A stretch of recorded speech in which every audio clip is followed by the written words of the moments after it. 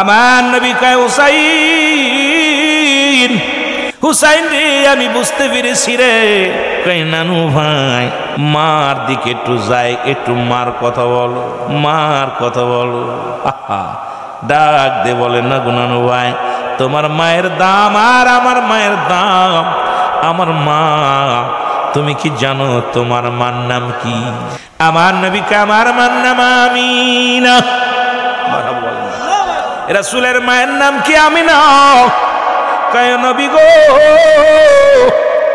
সে কয়টা জান্নাতের মালিক, কয়টা জান্নাতের দারো, কয়টা জান্নাতের কি মুসলমান কমান্ডার, কয়টা জান্নাতের মুসলমান সরদারিনী। আমার নবী মিসকি হিসেবে বলে নানুরে আর বুঝতে বাকি নাই, কারণ তোমার মায়ের কত দাম। কয় নানু তাহলে তুমি নিজে পরাজয় মেনে নিলারে নানু। তুমি শুনে নাও, পৃথিবীর মধ্যে তামাম পৃথিবীর জান্নাতি নারীদের সরদারিনী আমার মা খাতুনে জান্নাত মা ফাতেমা জোহরা। জোরে জোরে চিল্লায় বলো মারহাবা। আমার নবী দুটি বাইক আলিঙ্গন করে বুকের মধ্যে লইয়া যখন আদর করতে লাগলেন, জিবরিল আমিন ডাক দিয়ে বলি ইয়া রাসূলুল্লাহ, ইয়া হাবিবাল্লাহ, আপনি যাদের সঙ্গে আলাপ করেন নবী গো, যাদেরকে নিয়ে আপনি গল্প করেন, যাদেরকে নিয়ে আপনি মজা করেন নবী গো, ইয়া রাসূলুল্লাহ, আপনি যদি এদের সংবাদ শোনেন, ভবিষ্যতের সংবাদ যদি শোনেন গো নবী, আপনি চোখের পানি ধরে রাখতে পারবেন না। আমার নবী ডাকতে বলে জিবরিল রে, বলে দাও কি সেই ঘটনা, কি সেই কথা বলো বলো। জিবরিল আমিন ডাকতে বলে নবী গো, এই পৃথিবীর মায়া ছেড়ে আপনিও একদিন চিরজগৎ ছাড়িয়া শরিয়াতের পর্দা নিবেন গো নবী, খাতুনে জান্নাত পর্দা নিবেন, 4 খলিফা বিদায় হয়ে যাবে। নবী গো, আপনার ইন্তেকালের 30 বছর পরে পৃথিবীর মধ্যে একটা বিশাল একটা ঘটনা ঘটবে। সেই ঘটনাটা নবী গো শোনেন। একদিন কালেমার দাওয়াত দিতে যাইয়া, ওই দাওয়াত কোন দাওয়াত? আশহাদু আল্লা ইলাহা ইল্লাল্লাহু আহাদাহু লা শারীকা লাহু আশহাদু আন্না মুহাম্মাদান আবদুহু ওয়া রাসূলুহু। জোরে জোরে সিল্লা বলা যাবে না, আল্লাহু আকবার। জিবরিল আমিন ডাকতে বলে নবী গো,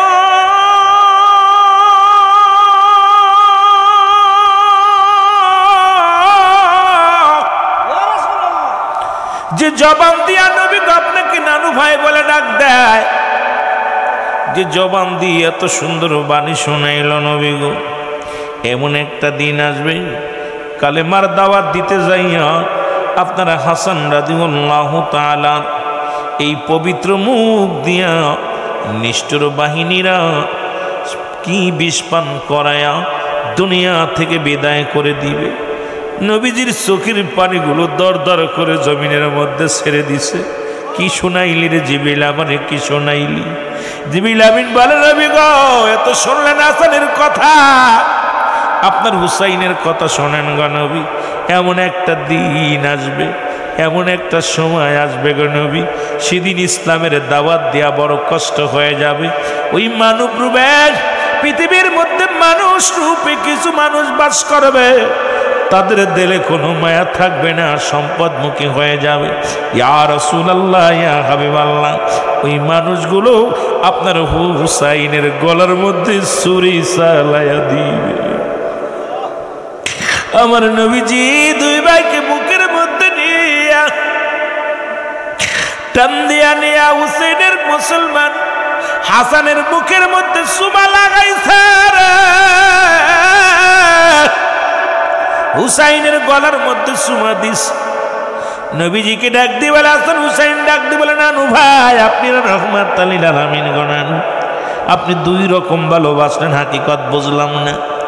আমাকে ভালোবাসলেন, চুমা দিলেন মুখের মধ্যে, ভাইকে চুমা দিলেন গলার মধ্যে।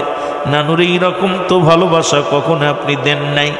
যতদিন আপনার কাছে ছুটে এসেছি দুটি ভাই কতবার আপনার পিঠের উপরে শোয়া রয়েছি, দুটি ভাই কতবার আপনার মুসলমান। ও মুসলমান শুনে নাও, আপনার মুসলমান আপনার আমাদেরকে দুবাইকে একই রকম আদর করেছেন, একই রকম মায়া করেছেন, ভালোবেসেছেন। আজকে ভালোবাসার ধারণ বুঝতে পারলাম না। নানু আমার নবী কান্দে রে, নবী আমার চোখের পানি ছেড়ে কান্দে, ডাক দিয়ে বলে হাসান হুসাইন আয় আয় আমার বুকে আয় রে, আমার বুকে আয়। আমার নবী ডাক দিয়ে বলে জিবরিল রে, আমি জানতে চাই আমার হাসান হুসাইন যদি মারা যায় পৃথিবীর মধ্যে সব চাইতে কষ্ট পাবে কে? নবীজির কথার জবাব দেয় জিবরিল আমিন, বলে ইয়া রাসূলুল্লাহ, ইয়া হাবিবাল্লাহ, হাসান হুসাইন যদি ইন্তেকাল করে, শাহাদাতের পেয়ালা পান করলে সব চাইতে বেশি কষ্ট পাবে জনম দুঃখিনী মা খাতুনে জান্নাত মা ফাতিমাতুজ জাহরা। আমার নবী কয় জিবরিল, আরে আমার মায়ের কান্না আমি সহ্য করতে পারবো না। জিবরিল রে, যখন আমি যখন নবী হীরা গোয়াই বইয়া ধ্যানে বইতাম রে, যখন আমি যুদ্ধের ময়দানে যাইতাম, যখন আমি কালেমার দাওয়াতে যাইতাম, আমার দুঃখীর দিনের খাদিজা, ওই খাদিজার পাশাপাশি আমার ফাতেমা জীবনে বিছনায় পিঠ লাগাই নাই। রাত্র গভীর হয়ে গেলে আসে যখন দরজায় টুক লাগাইতাম, আমার ফাতেমা ডাক দিয়ে বলতাম বাজি আপনি আইসেননি। আমার ফাতেমা যদি কষ্ট বাইরে জিবরিল আমি নবী সহ্য করতে পারবো না। আমার নবীজি ডাক দে বলে, আমার ফাতেমা জীবনে আমি খানা না খাইলে খাই নাই, আমার ফাতেমা আমি না ঘুমাইলে ঘুমাই নাই। ওই আমার দুঃখিনী বিবি রে খাদিজা সারা রাত জেগে জেগে কাটাইতে আমার অপেক্ষায়। যখন আমি যাইতাম কালেমার দাওয়াতে শহরে যাইতাম, যখন আমি ইসলামের দাওয়াতে বাইর হইতাম, এসে দুদিন তিন দিন পরে এসে দেখেছি রে আমার খাদিজা দরজায় পিঠ লাগায় দাঁড়ায় থাকতো। আমি খাদিজারে একটা ডাকের বেশি দেওয়া লাগতো না। আরে নবীর বিবিগণ নবীরে কত ভালোবাসতো, স্বামী হিসেবে স্ত্রী কত ভালোবাসা ছিল। আর আমাদের বিবিগুলো এখনো মাহফিল শুনতে এসেছেন, বাড়ি যে ডাকলেও তারা উঠবে না, কারণ তাদের চিন্তা নাই, স্বামীর প্রতি তাদের মায়া নাই। অথচ মা খাদিজাতুল কুবরা আমার মা রে জীবনে স্বামীকে রেখে ঘুমাই নাই। আমার নবী যতদিন বাইরে থেকেছে খাদিজা একটা দিন দরজা লাগায়, দরজায় পিঠ লাগায় লাগায় দাঁড়ায় থাকতো, সারা রাত জেগে জেগে কাটাইতো। স্বামী কখন বাড়ি আসবে ডাক দিবে রে। ও মুসলমান, দুইটা ডাক দিলে স্বামীর কষ্ট হবে। আর দক্ষিণী মা খাতুনে জান্নাত মা ফাতেমাতুজ জাহরা ডাক দে বলতেন খাদিজা, বলতেন মা গো তুমি বিছনায় যাও, বিছনায় যাও। আরে মা ফাতেমা ডাক দে বলতো মা মা ঘরের মধ্যে আমার বাবা নাই, আরে আমি ফাতিমা কেমনে ঘুমাইব, কেমনে খানা খাইব রে, আমার বাবা যতক্ষণ পর্যন্ত ঘরে ফিরবে না। এই জন্য নবীজি কোথাও গেলে সর্বপ্রথম মা ফাতেমার কাছে বিদায় নিতেন। আবার নবী কোথাও থেকে ফিরে আসলে আগে মা ফাতেমার জন্য কিছু হাতে করে আনতেন। এই মুসলমান শুনে, এটা সুন্নাতে রাসূল। আপনাদের যাদের কন্যা সন্তান আছে, কোথাও যাইতে হলে আগে মেয়ের কাছে সর্বশেষে সবার কাছ থেকে বিদায় নেওয়ার পর মেয়েকে ডাক দিয়ে বলবেন মা যাইতেছি যাইতেছি। আবার কোথা থেকে কিছু যদি যখন ফিরে আসেন, মেয়ে কন্যা সন্তানের এই জন্য কিছু পকেটে করে নিয়ে আসবেন। এটা সুন্নাতে রাসূল, রাসূল শেখায় গেছে। আমার নবী কোথাও বাইর হয়ে গেলে সবার কাছ থেকে বিদায়ের পরে, বিবির কাছ থেকে বিদায়ের পরে মেয়েকে ডাক দে বুকের ভিতরে নিয়ে বলতো ফাতেমারি আমি যাইতেছি, আমি ইসলামের দাওয়াতে যাইতেছি। আবার বাড়ি ফিরে প্রথম ডাক দিতেন ফাতেমা। সর্বপ্রথম সবার কিছু দেওয়ার আগে হাতে ফাতিমার হাতে দিতেন। জোরে বলেন মারহাবা, জোরে জোরে চিল্লায় বলা যাবে না মারহাবা। এ দুনিয়ার মুসলমান,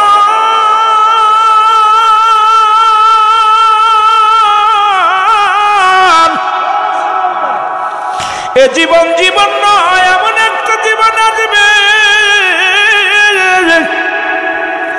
দেশে গেলে মানুষের বিচার হয়, যে দেশে গেলে মানুষের হিসাব হয়, যে দেশে গেলে মানুষ আর কোনোদিন ফিরে আসতে পারে না, আসা সম্ভব না।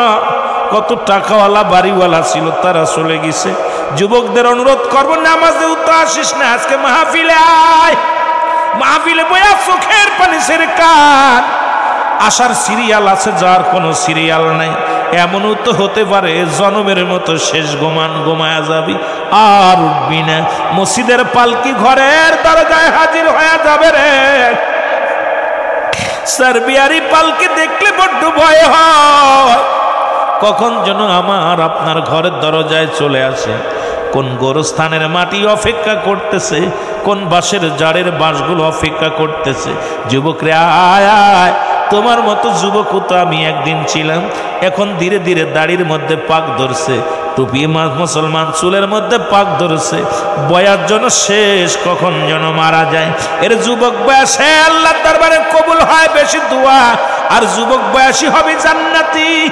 এখনো বুড়া মানুষ, কালো মানুষগুলো জান্নাতে দেওয়া হবে না, দেওয়া হবে যুবক আর যুবতীদের জান্নাতে।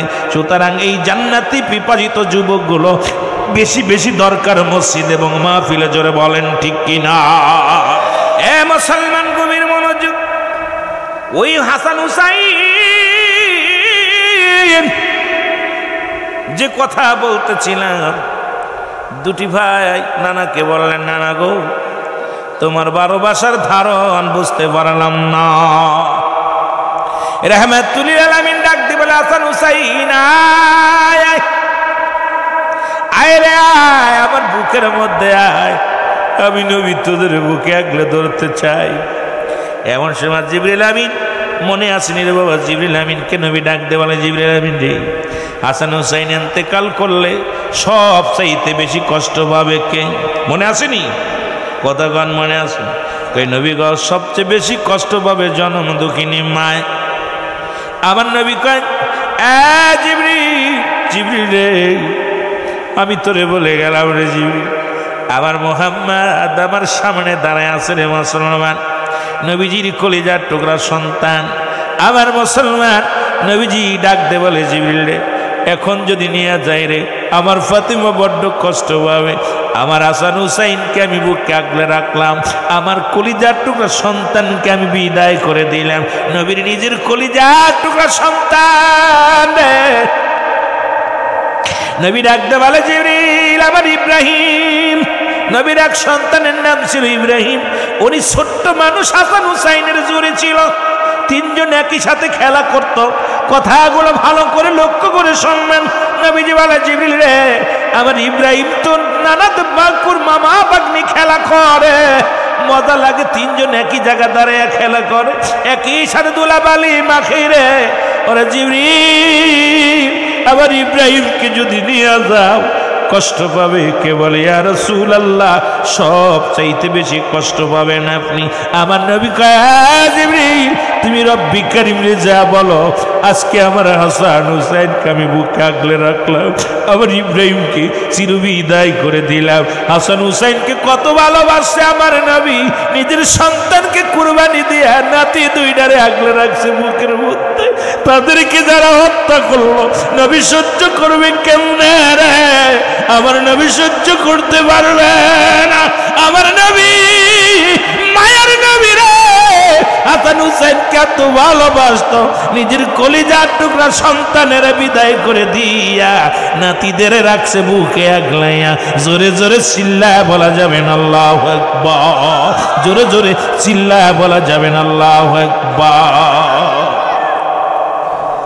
এ মুসলমান গভীর মনোযোগ। দুটি ভাই বাড়ি রওনা হয়ে গেল। মাকে যা বলে, মা, খাতুনে জান্নাত মা ফাতিমা তুজুরাকে ডাক দিয়ে বলে, মা, মা, নানার ভালোবাসার দারুণ ভালো না। হুসাইন কয়, নানা জান আজকে কেমনে ভালোবাসছে রে মা, শোনো। হাসান কয়, মা গো, নানা জান কেমনে ভালোবাসছে শোনো। দুটি ভাইকে মা ফাতিমা তুজোরা পাশে বসাইয়া ডাক দে বলে, বাজান রে, কি বলতে চাও বলো, আমার বাবার বিরুদ্ধে কি অভিযোগ বলো। বলে, আজকে তোমার বাবার বিরুদ্ধে বড় অভিযোগ আছে গো মা। তোমার বাবা তামাম পৃথিবীর কান্ডারি হাসান হুসাইনের নানু, জগৎ বিখ্যাত নবী, সারা জীবন ভালোবাসছে একরকম, আজকে ভালোবাসার ধারণ অন্যরকম গো মা। মা গো, আমার মা ফাতেমা ডাক দে বলে, বাজান রে কি বলতে চাও বলো। হাসান ডাক দে বলে, মা নানু ভাই আমার বুকের মধ্যে টান দিয়া আমার গালের মুখের মধ্যে একটা সুমা লাগায়া চোখের পানিগুলো দর দর করে ছেড়ে দিয়েছে। আমার হাসান হুসাইন ডাক দে বলে, মা মা। হাসানের বুকের মধ্যে নিয়ে নানু দেখি কান্দা, চোখের পানিগুলো ছেড়ে কান্দে রে। আবার আমাকে ডাক দিয়া নিল রে মা, ডাক দে নিয়া আমার গলার মধ্যে সোমা লাগাই দিছে রে মা। মা গো, দুই ভাইকে দুই রকম ভালোবাসলো। আমার মা ফাতেমা ডাক দে বলে, সন্তান রে দ্বারা আমি শুনে আছি আমার বাবা যান আজকে ভালোবাসার ধারণ কেন পাল্টে গেছে, একটু জানতে হবে, হাকিকত আমি জেনে আসি। রাহমাতুল আলামিনের কদমের মধ্যে ছুটে আসলেন মা ফাতেমা তো জড়া, ডাক দে বলে, বাবা আমার বাবা যান আজকে জানতে চাই হাসান হুসাইন আপনার বিরুদ্ধে একটা অভিযোগ জানাইছে, অভিযোগটা আমি একটু জানতে চাই। নবীজি বললেন, কি অভিযোগ বলো। বলে, আব্বা জান দুটি ভাইকে দুই রকম ভালোবাসছেন। আমার নবী কয়, ফাতেমারে শোনো কেন ভালোবাসছি শোনো। আরে ফাতেমা, সারা পৃথিবীর মধ্যে আমি নবী উম্মতের কান্ডারি, উম্মতের দরদি।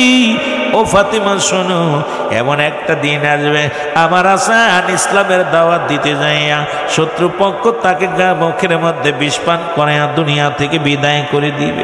এই জন্য এত নিষ্ঠে এত কুশি মুখ দিয়ে আমি নবীর নানু বলে ডাক দেয় রে।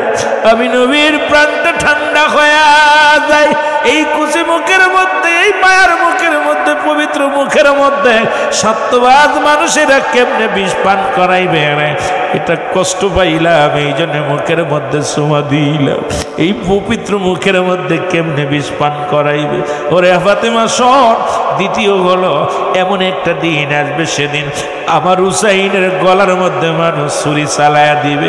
এই গলার এতন যে গলার মধ্যে নবীজি আমার হুসাইন, আমার হাসান হুসাইন কালেমার দাওয়াত দিতে যাইয়া, ইসলামের বাণী শোনাইতে যাইয়া দুনিয়ার মধ্যে শাহাদাতের পেয়ালা পান করবে। আমি নবী জিবরিলের কথা শুনিয়া সহ্য করতে পারি নাই, তাই তো দুই ভাইকে দুইটা ধরনে ভালোবাসি রে ফাতেমা। তুমিও ধৈর্য ধরো, তুমিও ধৈর্য ধরো, দোয়া করো আমার পাপী উম্মতের জন্য। ও ফাতেমা, তোমার হাসান হুসাইনকে যেন কোরবানি করে দিও, দাবি রাইখো না। জোরে জোরে চিল্লায়া বলা যাবে না আল্লাহু আকবার, মহব্বতের সঙ্গে আর একবার বলো আল্লাহু আকবার। এ মুসলমান গভীর মনোযোগ, একই অবস্থা হুসাইন। আমি বলতেছিলাম এই শাহাদায়ে কারবালা স্মরণে আলোচনা করলে 2-4 রাত পরে বললেও শেষ করা যাবে না। আর সংক্ষিপ্ত আকারে বলতে একটু কষ্ট হবে আপনাদের বুঝতে, তবু বলতে হবে। নবীজি ইন্তেকাল করলেন, 4 খলিফা বিদায় নিলেন। হাসান হুসাইনের মা খাতুনে জান্নাত মা ফাতেমা তো জওহরা বিদায় নিলেন। আসলেন আমিরে মুয়াবিয়া ক্ষমতায় আসলেন। 30 বছর পূর্ণ হয়ে গেল। নবীজি বলে গেছেন, আমিরে মুয়াবিয়া রে, ও মুসলমান শুনে নাও, নবীজি তো অনেকে বলে নবীজি ভবিষ্যৎবাণী গায়েব জানে না। ওরে মুসলমান, আতাই গায়েব, জাতিগত গায়েব, গায়েবের বিষয় একটু পড়ে নেবেন বাবারা আমার, শুনে নেন। আল গায়েব আতাই গায়েব, মুসলমান জাতিগত গায়েব যেটা আল্লাহ জানিয়ে দেন এবং আমার নবীকে আমার আল্লাহ জানিয়ে দেন, এটা হলো মুসলমান জাতিগত গায়েব। আরটাতে গায়েব আল্লাহ যেটা জানেন সেটা জানতে পারে, কিন্তু নবীজি রাহমাতুল আলামিন আল্লাহ অতীত বর্তমানের অনেক বিষয় আল্লাহ রাব্বুল আলামিন আমার হাবিবকে জানায়া দিতেন। জোরে জোরে চিল্লায়া বলা যাবে না মারহাবা, আর একটু জোরে জোরে চিল্লায়া বলা যাবে না মারহাবা। এ দুনিয়ার মুসলমান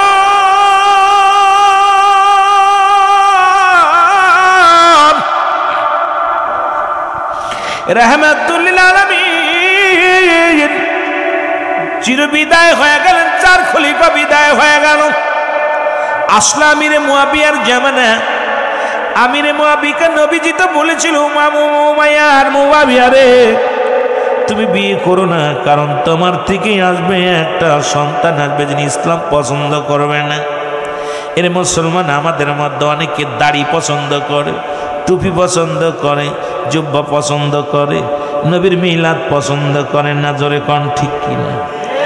এমন কিছু আছে সব কিছু নবীর সুন্নাত মানে, কিন্তু নবীরে হাজির নাজির মানি না, নবী আমার গায়েব জানে মানি না, নবী নূরের মানুষ মাত্র নবী নূরের তৈরি মানি না।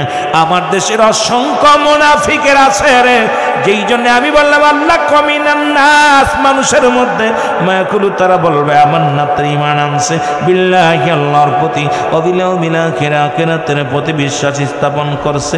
ওমা হুম আল্লাহ কয় হাবিবরে ওই মানুষের মধ্যে একদল মুনাফিক আছে। এখন আমাদের মধ্যে অসংখ্য মুনাফিক আছে, তারা দাড়ির মধ্যে নবী, টুপির মধ্যে নবী, পাগড়ির মধ্যে নবী। একেবারে আর জমিনের মধ্যে কি বলবো রে বাবা, এই জমিনের মধ্যে এমন আলেম আছে যারা সব জায়গা নবীরে রাখছে, অন্তরের ভিতরে নবী রাখে নাই, জোরে বলেন ঠিক কিনা? এরা মুসলমান, তারা নবীর প্রশংসা শুনলে তাদের কষ্ট হয়, নবীর শান শুনলে তাদের কষ্ট হয়, কিন্তু তারা জানেন একটা হলো ঈমান, একটা হলো আমল। এরে মুসলমান, নামাজ হলো আমল, রোজা হলো আমল, মুসলমান দুনিয়ার মতো হজ হলো আমল, কুরবানি করছেন এটার নাম আমল। ঈমান হলো নবী মুহাম্মদুর রাসূলুল্লাহ সাল্লাল্লাহু আলাইহি ওয়াসাল্লাম। যার ভিতরে নবী নাই তার ভিতরে নামাজ নাই, যার ভিতরে নবী নাই তার কাছে কোনো রোজা নাই, যার ভিতরে নবী নাই তার কিসের দাড়ি, কিসের টুপি, কিসের জুব্বা। এই লিবাস লাগাইয়া নবীরা যদি ভালো না বাসতে পারলাম, নবী বিনে কোনো দরদি থাকবে না। এই জন্য মুসলমান ইবাদতের আগে ঈমান আনতে হবে।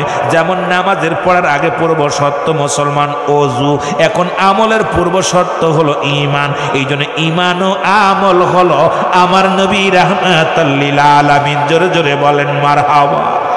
আমার ভাইরা, আমার বন্ধুরা, আমার যতই আমির মুআবিয়া যতই তারে বুঝাক, সন্তান বোঝে না, ক্ষমতার লোভ ভিতরে এমন ভাবে বিস্তার লাভ করেছে।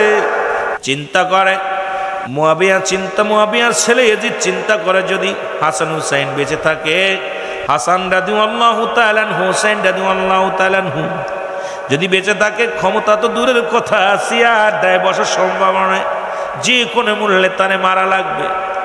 মারার যন্ত্রে ষড়যন্ত্র করলেন, সবার কাছে পরামর্শ করে, আসলেন এক মহিলার কাছে।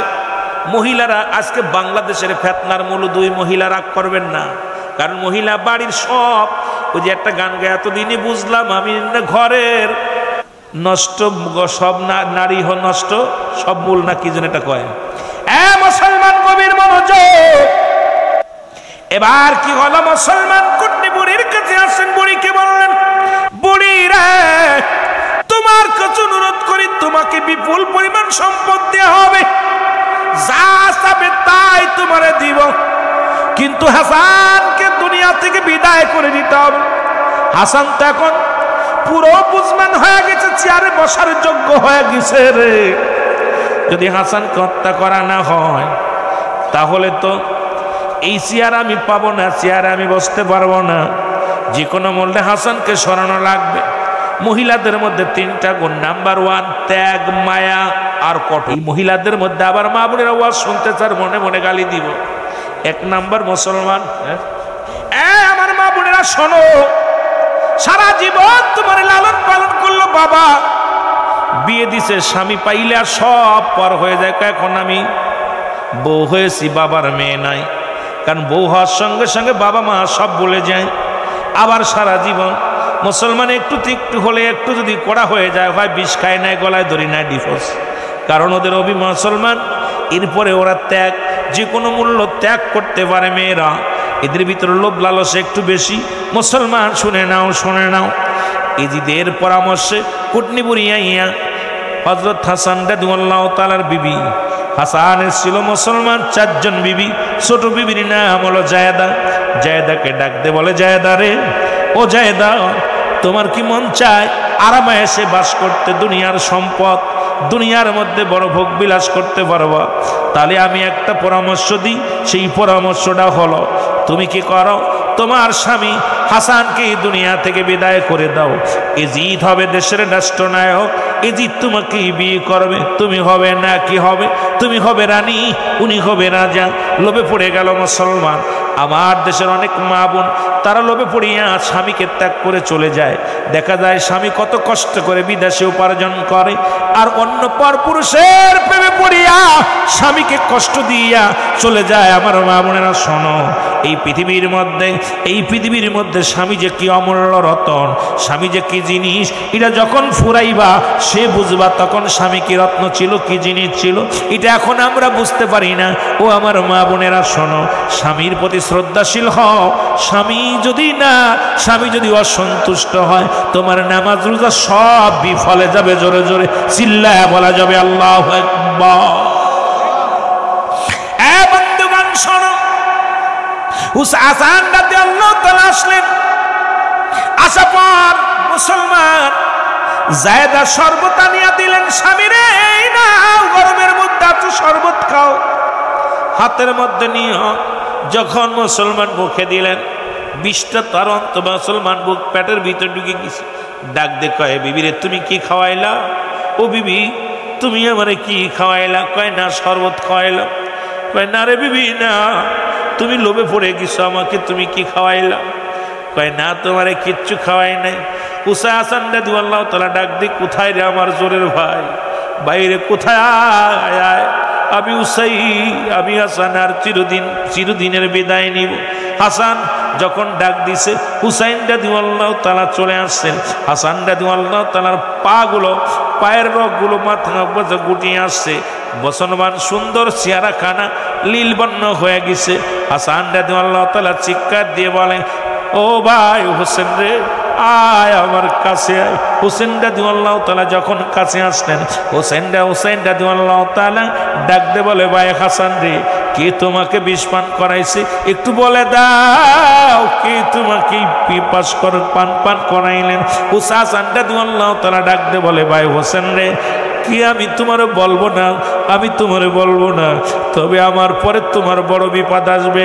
আরে আমার মা জননী দোয়া করেছিল, দোয়া কবুল হয়ে গেছে রে। আমার নানা দোয়া করেছিল, দোয়া কবুল হয়ে গেছে। আমার নানা আজি ডাকছে চিরবিদায় দেও ভাই হোসেন রে,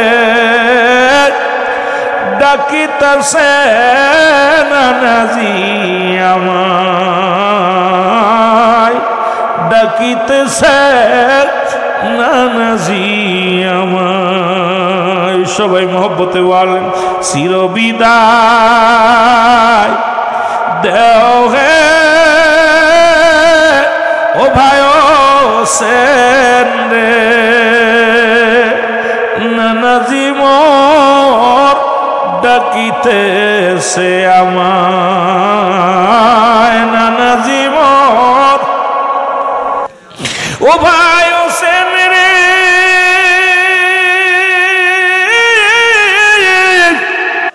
কি বিষ পান করলে আমি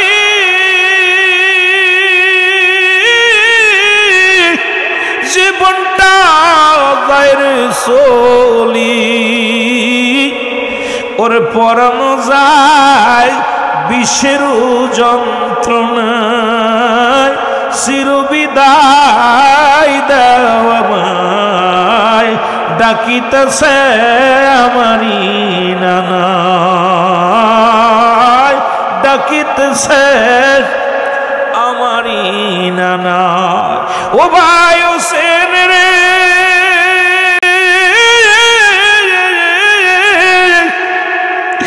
আমার পরে নিবা তুমি বিনা, ডাকিও না কাউকে ধরায়, বিপদকালে ডাক দিও না, ডাকিতেছে নানাজি আমায়, ডাকিতেছে নানাজি আমায়। মুসলমান, হাসান রাদিয়াল্লাহু তাআলা আনহু কথাগুলো বলতে বলতে চিরবিদায় হয়ে গেল। ইন্না লিল্লাহি, সবাই পড়েন ইন্না লিল্লাহি ওয়া ইন্না ইলাইহি রাজিউন। চিরবিদায় হয়ে গেল, হাসানকে শহীদ হয়ে গেল। যুবক বন্ধুরা নিষ্ঠুরে যে চিন্তা করেন, হাসানকে চিরবিদায় করে দিলাম মক্কা মদিনায়, হুসাইনকে যদি মদিনায় মারি মানুষ জেনে যাবে, মারা যাবে না রে মুসলমান। হুসাইনকে যে কোনো কৌশলে এখান থেকে দূরে নিয়ে যেতে হবে। কেমনে নেওয়া যাবে ও মুসলমান? শুনে নাও। চলে গেলেন এজিদ ইবনে জিয়াদকে ডাক দে, বলেন এজিদ, জিয়াদ রে, তোমারে একটা কথা বলি, তোমারে আমি এই গভর্নর বানাইলাম, এই কুফার গভর্নর বানাইলাম। যদি আমি ক্ষমতায় যাই, বড় মন্ত্রী পদ তোমারে দিয়া দেওয়া, একটা দাবি করব তোমার কাছে ইবনে জিয়াদ রে, তুমি যে কোনো কৌশলে হোসেনকে, হুসাইনকে যে কোনো কৌশলে ডেকে আনো, এই কোথায় কুফা নগরে আনো, এখানে এনে চিরবিদায় করে দিতে হবে। ইবনে জিয়াদ চিঠি লিখতে না এক করে চিঠি লিখতে লাগলেন। কোন কিতাব আসে, মুসলমান শোনো, কোন জায়গায় 40,000 চিঠি, কেউ বলে মুসলমান 600 চিঠি। কুফানগর থেকে চিঠিগুলো আসতে লাগে। হুসাইন চিঠিগুলো নিয়ে মুরব্বীদের দেখায়, মুরব্বীরা রে চিঠিগুলো দেখে মুরব্বীরা বলে, হুসাইন রে চিঠির রং ভালো না, কারণ কপ্পা মানুষেরা ভালো না রে হুসাইন। কারণ কিছুদিন আগে আমরা হাসানকে হারাইছি, হাসানকে হারাইয়া বড় একাকার হয়ে গেছি। আমার নবী বলেছিল 30 বছর পরে হাসান হুসাইন ক্ষমতা আসবে। হাসান দুনিয়া থেকে বিদায় হয়ে গেছে, তোমাকে যদি নিয়ে মেরে ফেলে আমরা কি নিয়ে বাঁচবো? তোমার যেতে দিব না। হুসাইন ডাক দেখায়, সাথী বন্ধুরা শোনো রে, মক্কা মদিনার মানুষের শোনো, এই চিঠিগুলো লিখছে আমার যার জন্যে আমি যাব কালেমার দাওয়াত দেওয়ার জন্যে। ওখান থেকে সাথী সঙ্গীদের মধ্যে একজন ডাক দে, বলেন নাম হলো মুসলিম বিন আকিল। ডাক দে বলে, হুসাইন আমি যাব আগে কুফা নগরে দেখার জন্যে। কুফা নগরে যাব, কুফা নগরে যা যদি দেখি রে হুসাইন কালেমা প্রচারের জন্য উপযুক্ত জায়গা, তাহলে আমি তোমারে খবর দিব, খবর পা মাত্র তুমি চলে যাবো। সবাই মিলে মুসলিম বিন আকিলকে বললেন। মুসলিম বিন আকিল রওনা দিবে, যখন কুফা নগরের দিকে যাবে, বাড়ি যা কাপড় চোপড় গোছাইয়া রওনা দিবে কুফার দিকে। দুটি সন্তান মুহাম্মদ ইব্রাহিম, দুটি কলিজার দুটি সন্তান মুসলমান পিছন থেকে ডাক দে বলে, বাবা গো, ও আমার আব্বাজান, আপনি যাবেন কুফা নগরে, আমাদেরকে কে দেখবে গো বাবা? এই দুনিয়ার মধ্যে আমাদের মা নাই রে, আমাদের বাবা নাই। ও বাবা, আমরা মুহাম্মদ ইব্রাহিম ছোট দুটি ভাই, আমরা কি করব? মক্কা মদিনা আমাদেরকে নিয়ে যাও, আমরাও যাব সত্যি ইসলামের দাওয়াত দেওয়ার জন্য। জোরে জোরে চিল্লায় বলা যাবেন আল্লাহু আকবার। মুহাম্মদ ইব্রাহিমকে সঙ্গে করে নিয়ে কুফা নগরে চলে গেলেন। মুসলমান লম্বা ইতিহাস। মুহাম্মদ ইব্রাহিম আর মুসলিম বিন আকিল তিন বাপ যখন চলে গেলেন, আমার বাবারা যাইয়া কুফা নগরে যখন পৌঁছালেন, লোকজনেরা হুসাইনের লোক পাইয়া একজন নয়, দুজন নয়, 30,000 মানুষ বায়াত গ্রহণ করলেন। মুসলিম কালেমার মালা পরে মুসলমান হলেন। হুসাইনের নামের উপরে 30,000 মানুষ বায়াত গ্রহণ করলেন। হুসাইন চিঠির মধ্যে লিখে দিলেন, হুসাইন ইবনে মুসলমান মুসলিম বিন আকিল চিঠির মধ্যে লিখলেন, হুসাইন দেরি করো না, কুফা নগরে আয়, তাড়াতাড়ি আয়, কারণ তোমার নামের উপরে 30,000 মানুষ বায়াত গ্রহণ করেছে। তুমি আসলে কুফা নগরের সব মানুষগুলো কালেমার মালা পরে নিবে। জোরে বলো আল্লাহু আকবার। এই মুসলমান এদিকে কুফার মানুষ ভালো হলেও কিন্তু এজিদ তো ভালো না, এজিদের দোসরেরা ভালো না। মুসলিম বিন আকিল যখন নামাজের জন্য মসজিদের মধ্যে প্রবেশ করেছে, আরে যুবক,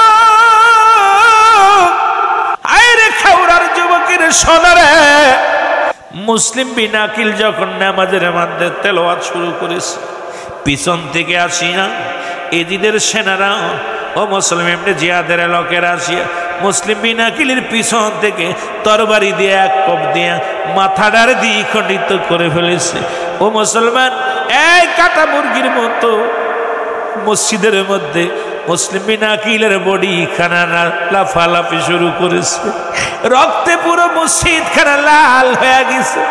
আজও ওই দোসর যারা বাইতুল মুকাররমে মারামারি করে তারা হয়তো বললে আমার কথাই কষ্ট পাবে অনেকে। কিছুদিন আগে দেখলাম ওই বাইতুল মুকাররমে কোরআন শরীফ ফিককে গায়ে মারা হলো, স্যান্ডেল জুতা ফিককে মারা হলো। আইরে মানুষ মসজিদের মধ্যে কেমনে মারামারি করে রে। মসজিদের মধ্যে কয়েকদিন আগে দেখলাম মসজিদের মধ্যে ঢুকে মানুষ হত্যা করে জবাই করে হত্যা করেছে। আপনাদের ব্রাহ্মণবাড়িও একটা কাহিনী শুনেছিলাম, ওই মসজিদের মধ্যে ঢুকে মানুষকে হত্যা করেছে, জবাই করেছে। আইরে মানুষ কোথায় সবচেয়ে পৃথিবীর সবচাইতে নিরাপদ জায়গা হলো আল্লাহর ঘর মসজিদ, সেখানে মানুষ যখন ঢুকে প্রবেশ করে মানুষ হত্যা করে, কোথায় যাব আমরা? যাওয়ার জায়গা নেই। আরে আমি জাহিলাতের চাইতে ভয়ঙ্কর জামানা বাংলার জমিনে বর্তমান বিরাজ করতেছে। মানুষ হত্যা নাই, মানুষ পশুর রূপ ধারণ করেছে। জোরে জোরে চিল্লায় বলেন ঠিক কিনা?